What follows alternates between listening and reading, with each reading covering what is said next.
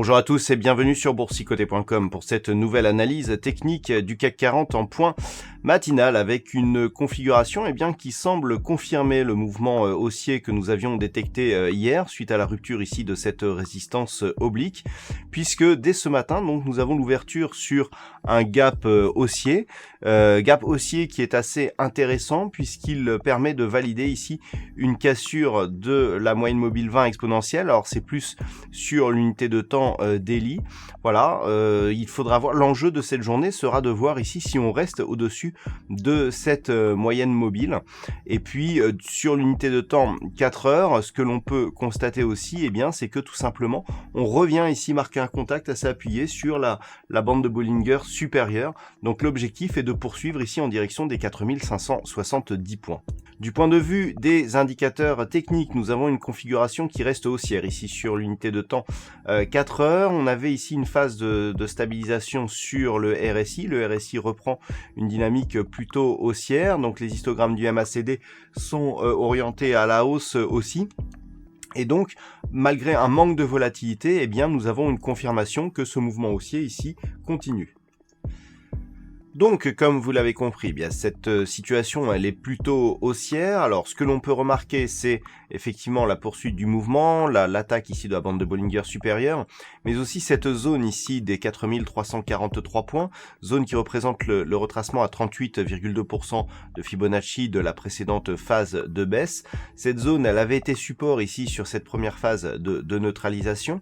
Elle avait été résistance hier sur la séance, et donc on l'a franchie en gap. Donc l'objectif redevient ici la zone 50-61-8, donc qui se situe au-dessus ici des 4563 points, avec donc en ligne de mire vraiment l'objectif désormais, c'est d'aller ici combler donc le gap que nous avions eu ici, et donc d'aller marquer un contact relativement appuyé sur la zone ici des 4570 points. Pourquoi ? Tout simplement pour marquer un signal de continuité de cette dynamique court terme ici que j'ai symbolisé il y a peu par ce support oblique qui définit 3 points de contact.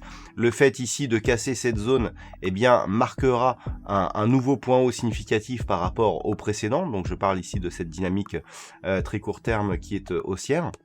Et donc validerait ici la possible poursuite du rebond. Alors un rebond qui est certes beaucoup moins dynamique que la dynamique qui existait lors de la phase de baisse, mais qui marque une trajectoire relativement sûre. On a beaucoup moins de volatilité, ce qui est plutôt rassurant. Ça montre qu'il y a quand même une certaine base de solidité dans ce mouvement.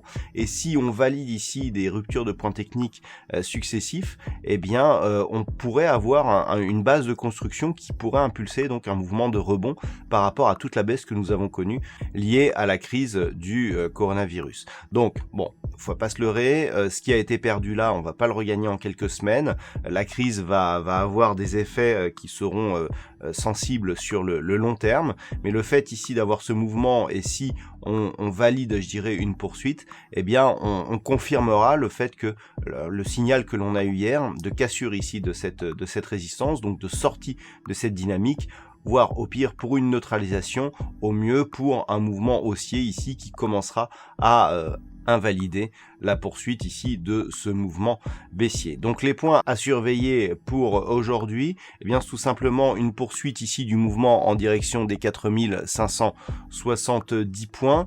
La réaction naturellement au niveau de cette résistance si ce niveau était atteint.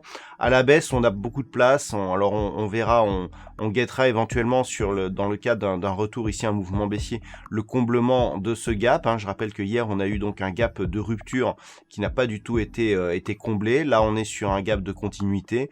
Donc, on guettera éventuellement donc le comblement, voir si cette zone ici des 4343 points s'impose en tant que support. Même si on a comblement, ce sera plutôt positif. Mais actuellement, donc, on est bien ici dans le suivi de cette dynamique haussière avec donc comme objectif l'arrivée ici dans la zone 50-61-8.